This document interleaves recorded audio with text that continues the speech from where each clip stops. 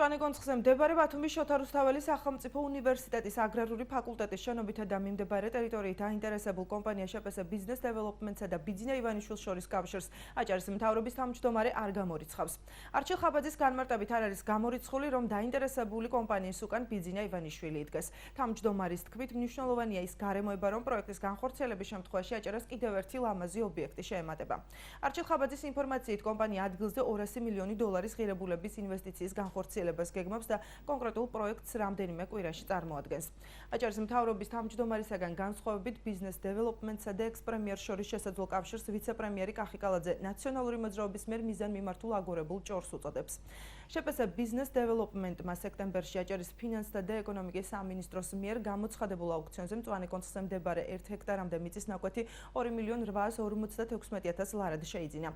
კომპანია ვალდებულია ხელშეკრულების გაფორმებიდან 3 წლის ვადაში იქ მრავალფუნქციური სასტუმრო კომპლექსი ააშენოს.